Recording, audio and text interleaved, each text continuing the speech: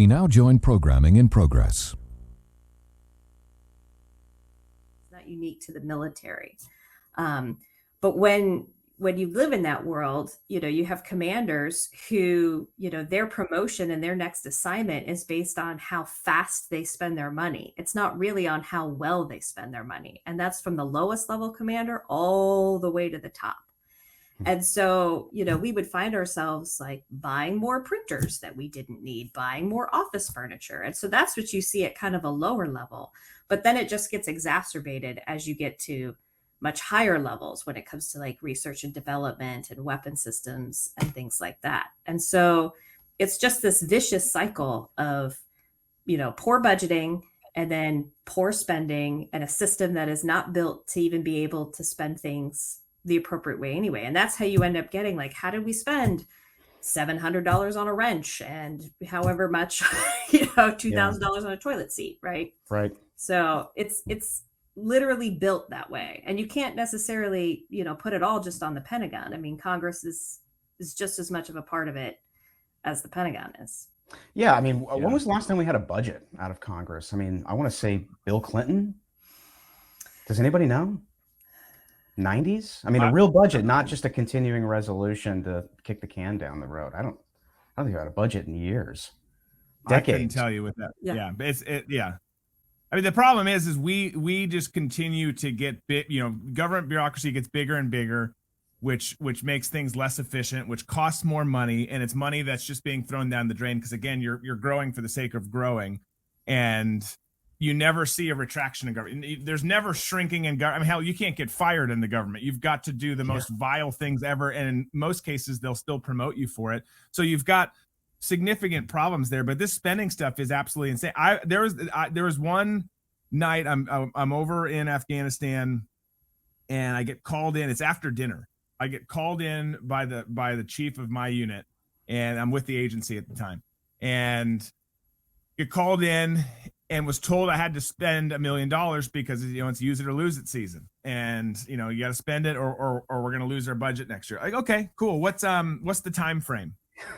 By tonight, like by midnight tonight, like had to drop $1 million on just one element of our operational program, right? Which absolutely crazy. I mean, we bought a $450,000 projector for training that night, not because we needed one. We mostly trained on firearms and stuff like that. We're like, well, what the hell? Let's do this. It could be used at NASA, but we'll use it in this program. Like, it's just the most ridiculous thing ever how that works. But all that stuff is so real. And it's like, Kat was saying, depending on the program you're at, it's exacerbated. It's even worse. And where we were, working with, obviously CIA has, oodles and oodles of money, not necessarily everything else going for them. But they do some things right, but they have loads of money. And when it's that time of year, it's just insane. And it's so frustrating because it's the dumbest thing ever. Well, and again, had you not spent that $1 million means that you would have been deprived $1 million in next year's budget. So you got to spend it all in order to get it all back. Covert action program which should just stand on its merit. Do you want this mission accomplished? Yes or no? This is what we need. Give it to us. But that's not how it works. They'd say, nope, you didn't spend it, so you're going down. Is there any concern that we rely far too much on very sensitive, very expensive, high-tech machinery? Sometimes I think that like these old Cobalt systems are probably better with like the reel-to-reels. I mean, you can't hack those. But it seems like the more high tech we get, the more expensive we get. But I almost think that the more vulnerable we potentially get. Yeah. And you see a lot of that now kind of being talked about, especially with what is going on over in Ukraine, right? And I'm with Drew. I'm all about having a lethal, big, tough military, buy all the fancy things. I want to be able to, our job is to take the fight to the bad guy. And in order to do that, we need all the nice, good things. But you look and you see, we're going to spend however many billion on F-35. We're going to spend however many billion on new aircraft carriers that are based off of old designs that are, more vulnerable now than they were before. And then you look at, the Ukrainians are taking down, the Russians back and forth with, $1,000 drones that they're buying on Amazon, right? That I could buy. They're just retrofitting them. And so, I think that there's a delicate balance that you have to have. And the truth is the United States government is terrible at balancing anything. We tend to swing the pendulum too far in either direction, right? And so, we're going to stick to our guns and keep spending money on systems that either don't work or systems that are built to fight an enemy that doesn't exist anymore. And we're going to ignore, the beans and bullets that actually put bad guys down. So, like I said, I think it's a balance. You have to have, the high tech stuff. I mean, China's outgunning us in just about every aspect when it comes to high tech weaponry. But you also have to remember kind of what wins wars, right? And that's bullets and people. So yeah, and well trained. I still think we're the best trained. Talk about Top Gun. I mean, I don't think there's anybody out there that can do ACM like our guys can. I don't care if they have 5th generation stuff. They're just better at it, frankly. Drew, what do you think? Do you think this technology is kind of outpacing our edge, or is it, like Kat said, is it a delicate balance? No, I think everything is a balance, right? I think we've got to, again, I said earlier, we focus as a country and specifically as a government on the shiny ball, and we get so laser focused. We've got, this tunnel vision that we forget everything else that's out there. We forget, current threats or future threats. So we've got to look at everything through that prism of like, okay, who are we fighting now? Who are we likely to be fighting soon? What are some wild card scenarios that might not happen? War game this thing out, because we dive in all in, whether it's, hey, it's the global war on terror, so forget what Russia and China and other big state actors are doing, or the inverse of that, whatever the case might be. You've got to do that. You've got to rise to the challenge, and you do need to advance with your technology, because people around the world are advancing, and you've got to also protect that technology, by the way, not give so much of it away. But you've got to have all that. But at the end of the day, you mentioned training, Brett. You mentioned the balance, Kat, and I think all of that's right. It's the analogy is like when we first started fighting ISIS. We transition away from Afghanistan, start to really, even though we were still in Afghanistan, everything kind of stopped in Afghanistan to the point where there was less emphasis there. We put all the eggs in the ISIS basket. But at the beginning, Obama was saying, not saying, just doing, like we were only doing for the most part, airstrikes and just, going at it that way. It's like, bro, this isn't going to work. Like, you got to let us in there to do work on the ground. Let us go hit objectives. Let us start running sources. Let us doing more so we have better information, more information, so we can go at this. Because you can't just fight. You got to you do it on all levels if you want to be effective. And the same thing is true with technology and whatnot. You have the best war fighters out there, the best trained guys. You have reliable and great equipment. You have good technology supporting them in the air and by other means, and then you're good to go. But just putting all your eggs in one basket, whether it's a conflict or whether it's some shiny new toy, is never a good thing. Yeah, it reminds me of the guys on horseback fighting with the Mujahideen right after, or was it a year after 9/11? People were just blown away that we have all this sophisticated stuff and all this night vision, and we own the night, basically have for decades. It comes down to having some guys on horseback embedded, getting their hands dirty on the ground. So yeah, I mean, you can have all the toys, but if you don't have the right people, I think behind them, you're kind of SOL. Yeah. It seems like a cliche, but it's like, I remember back in the day, we get stories about $700 staplers, $2,000 toilet seats. Regardless of bureaucracy and all the things we've already talked about on a personal level, how does this happen? Are there any rational people left at the Pentagon? Does anyone just say, no, I'm going to get the $25 toilet seat, which is no different than the $700 one? Maybe it's not heated, but somebody's got to be accountable for the people's money. Yeah, this was something that I would see, and because it's true. I mean, not everybody in the Pentagon is, has ill intentions, and I honestly think that most organizations, the bulk of the people are, trying to do things the right way. They're looking at that, like, that's what America and Americans are all about. Like, it's in our DNA to be innovators and be efficient. But you would get or we would get back when I was in, you'd get guidance from the Pentagon saying, cut out inefficiencies, make sure that you're, especially in the last probably 5 years, make sure that you're spending your money appropriately. If something doesn't make sense, get rid of it, be good decision makers. And so you'd get these memos, and they were certainly pushing the message, but somewhere between the 5-sided building and the folks on the ground spending the money and making the decisions, it would generally go right back to the way it's always been. Whether it's, and normally it would kind of be in that middle tier, that at least in the Air Force that I would see it, your major commands that would be like, yeah, we know that they said that, but we want you to keep doing things the way it was before. So you'd be kind of banging your head against a wall.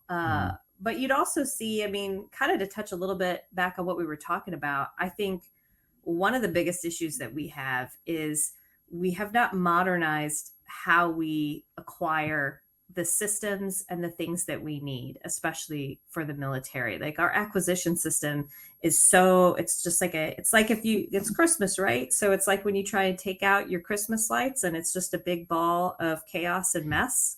That's our acquisition process. Whereas, and I'm not a fan of China by any stretch of the imagination, but you have to give them credit where credit is due. Their chain from decision making to purchase is much shorter, and it's much more streamlined. And so that's kind of part of the problem. I think that there are certainly, decision makers and leaders in the Pentagon that want to move a certain direction, but because the system has just gotten so big, and you also have, we talked about, and I just did an article about, kind of the federal employment system where you've got great federal employees, but you got plenty who have been there since the dawn of time, who do very little work, and almost worse, some out there that are roadblocks to progress. Mm-hmm. And so, when you have something like that, that's how you end up with, instead of buying what we actually need, let's go ahead and keep buying those wrenches. Let's go ahead and keep buying these toilets, because that's what we've always done. That's my opinion. Anyway. I can't believe that the commies are better at this than we are. That they're micromanaging politburos are more efficient than ours. I mean, that's mind-boggling. I think. Yeah, I can't remember the general's name, but he was lead of acquisitions just like a few years ago at the Pentagon, and he was highlighting that, how specifically China has gotten so much better at acquiring the military capabilities that they need. That is a big reason why they've outpaced us in some ways. It's amazing. Drew, do you remember when Trump came in office and they were negotiating a new Air Force One, I think with Boeing, and he came in and he was like, "Oh, that's way too much money. We can't spend that kind of money." And so I guess he talked turkey with them for a couple of weeks and got them to come down, and we got a much better deal on the new Air Force One. Why doesn't that happen with government bureaucracy, with the military? I mean, do people, Trump comes from obviously a business background where it's going to be advantageous to come to a better deal so you can make a profit and, save your investors money, save yourself some money. Is it just basically a different way of thinking? Do we have people like that maybe somewhere? You hit the nail on the head. I mean, that's a business approach, which is how it should be run. And I've long heard that there's plenty of people within the government, whether you're, at one of the 3-letter agencies, the military, what have you, who have said, hey, it makes more sense to do it this way. But the result has always been, yeah, but that's not how we do it. To which you're like, but it's how we should. Like, it makes sense. What we're doing now is broken. It doesn't work. Your response is just as dumb as the process that we're using right now. So exactly. There's people who have that business mindset, but they're not in the positions to make any kind of a change. And frankly, again, I know it sounds like depressing or negative to say this way. The government has gotten so big and out of control that there's no way that you can rein it in at this point and get them onto a business mindset where you're operating lean and making smart business decisions and can be just as effective, if not more effective, while spending less. It's a common sense thing in a not common sense world. Well, and it's probably easy to pick out something like Air Force One, but it's like you said, there's so much money and it's circulating, and it's being spent on so much stuff that's probably real disparate and spread out. How do you track all that stuff? How do you know that you need to negotiate for a better deal over here when it's not in your periphery? It's not a large enough, shiny bouncy ball like Air Force One. It's Air Force One. Trump's his impetus behind that I thought was good, because it just goes to show kind of what you're talking about, which is this really stupid way of thinking, which doesn't make any sense, but yet they do it anyway. So but it's probably impossible to track, because we're talking about, we're sitting here talking about $2 trillion that the Pentagon just misplaced. That's a lot of money. And if you think about it, it's not just the money. Oh, sorry about that.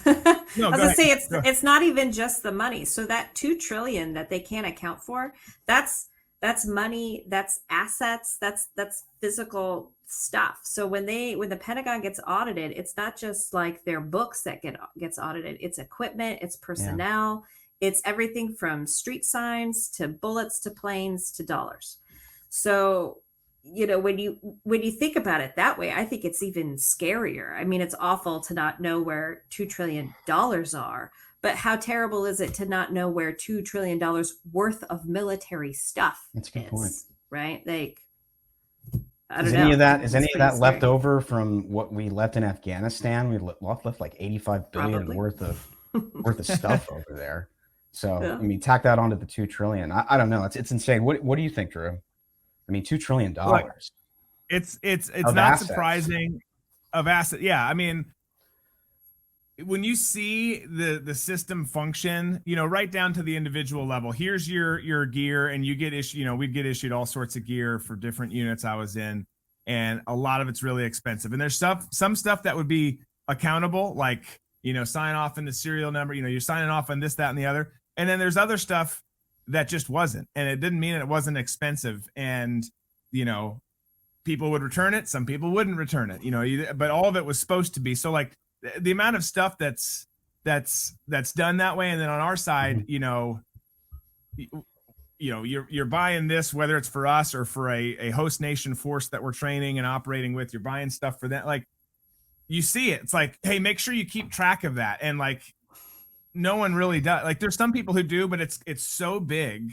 The whole apparatus is so big that it's almost impossible to, not giving them a break. But it's like, there's so much going on that I don't know how you even begin to do that. But I do know that losing the money aside, if you would spend a whole hell of a lot less if you'd stop adding a gazillion support jobs and a gazillion new, like the amount of people it takes in theory to support an operator or to support, like it just has gone way out of hand. So that's a great I don't know that I answered your question there, but it's that's a great point. I didn't think about that before, because people are generally don't think of the military as being largely support. They just think of it being as fighting force, but the fighting force is like 1%, correct? It's very small. Yeah.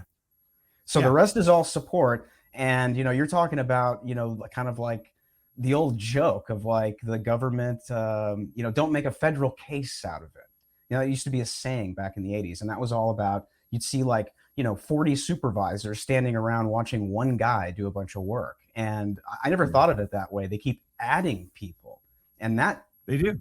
That doesn't help. You're just adding bureaucrats who are going to manage other bureaucrats and not know, and the right hand's not going to know what the left hand is doing, because there's just too much minutia. There's too many people not doing anything, standing around making a federal case of things.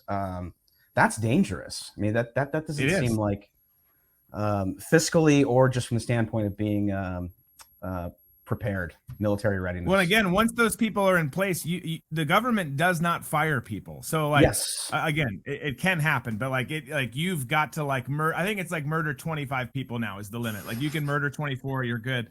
But once you hit that 25, you're not. But you don't get fired. So and those people get promoted. They get, they keep growing. We're paying them more, doing this, and we're sending them overseas. They would send people overseas in droves that would never leave the base. I still am not quite sure what they did. But they'd send them over there and give them more training, more hazard pay, more all this stuff. It's like what it's like that scene from Office Space. Like, what is it that you'd say you do here? It's like I don't know what value you are bringing to this mission. Yeah. I know the answer is actually none. But like it is really frustrating, but it's, again, this, you see it not get better or even worse. It's like infinitely worse every year. It just keeps stacking and stacking and stacking. And we need the two Bobs. We need the two Bobs from Office Space to we figured clean it out. house. Yeah. They'd have a lot of work to do.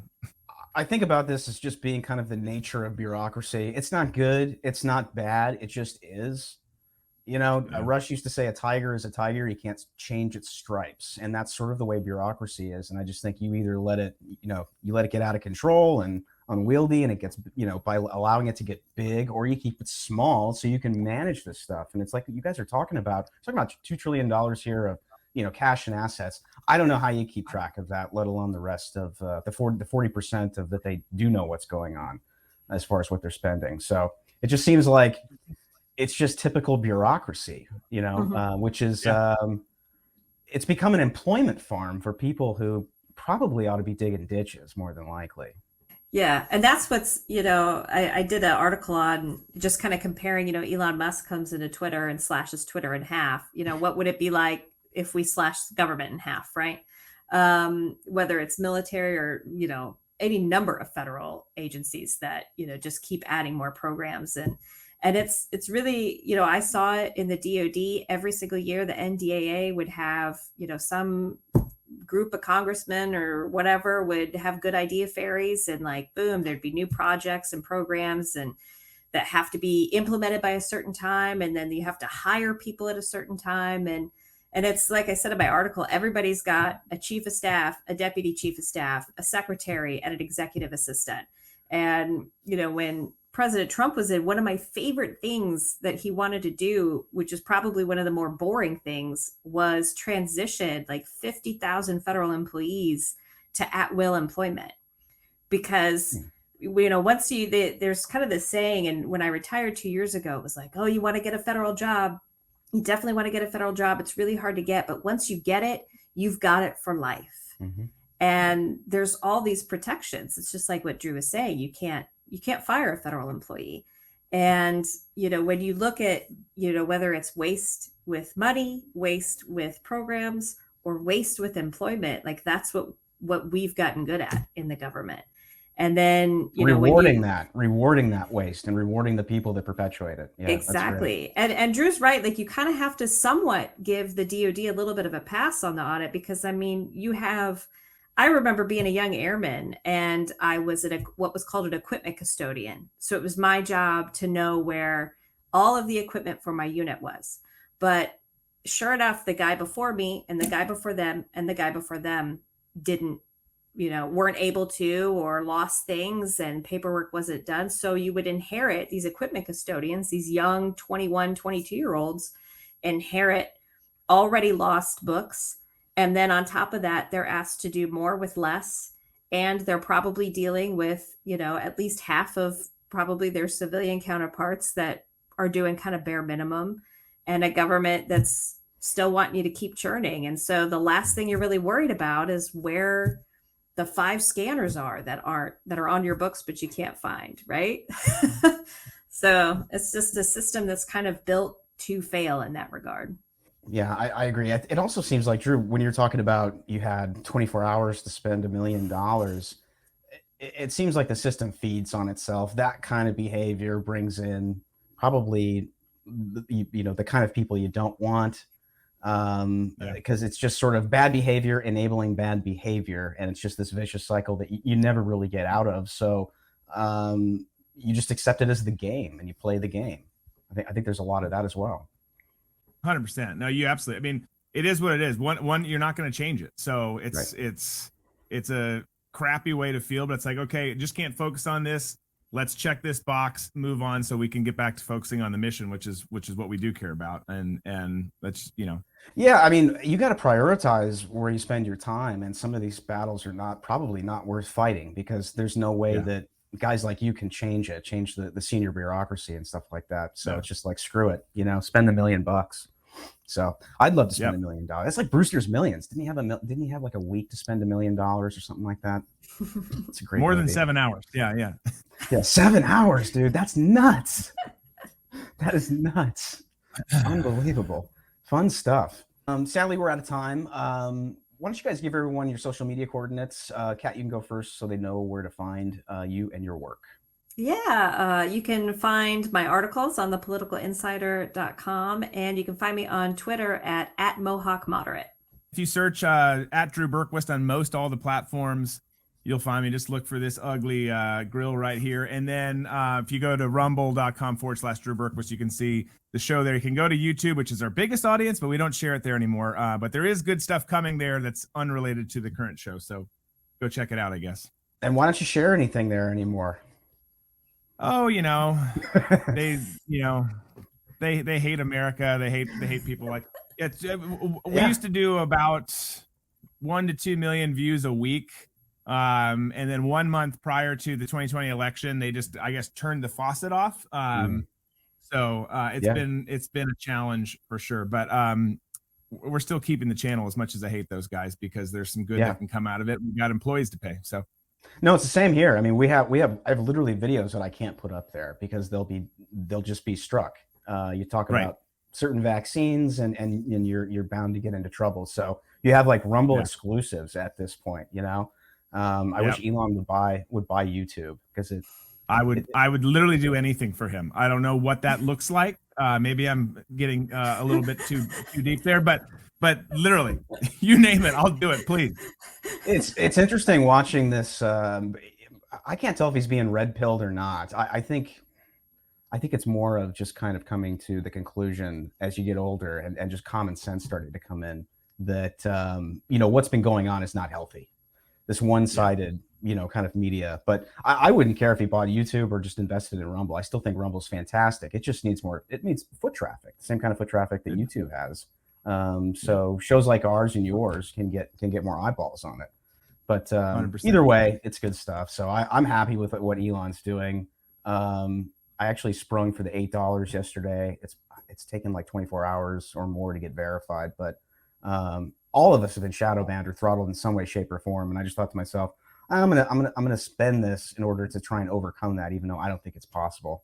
So supposedly they're gonna make some kind of a mechanism to where you can check to see if your account has been throttled or shadow banned, see how it's been, and then you can appeal it, I guess, to have these things lifted. So it's just insane, absolutely insane. Yeah. But have you guys seen more action on Twitter with your tweets, more engagement since he's been there? Yeah, my follower count went up. Mine went up slightly. I mean, I had a bunch of bots, I think, purged, maybe like 100, but it went up. But I've been stuck at 7,000 for like basically hovering around 7,500 for years, despite having Gorka and other people, high profile accounts, retweet my stuff, which is weird, and having certain tweets go viral, getting 1 million views. Drew, have you seen any? Not really. And I'll be honest, like there's been a little bit, but I've been hovering there for a while too. And I got, I being with Blaze years and years back, got verified through them. It didn't do anything. If anything, it put maybe a target on the back. But I also don't do a ton of Twitter. Like every once in a while, I'll throw some stuff out. But Twitter's a game you got to like hustle at like all day. My buddies in the industry who are best at it, like they tweet like do you eat? Do you go to the bathroom? Like they're always sending messages. Like I don't have time for that. So it hasn't been anything dramatic, but I have seen things collectively on the whole change at Twitter, which has been fun to see. And it's about time. Yeah, there's definitely more freedom of speech. That's for sure. You can certainly say things that you couldn't say before, especially since that Trust and Safety Board has been disbanded. So can't quite figure out what they were there for to begin with, other than just basically chase people like us around. Right. But yeah, I'm cautiously optimistic. So thanks again, and Merry Christmas, and we'll have you back again soon. Awesome. Sounds great. Nice to meet you, Drew. Thanks for having me.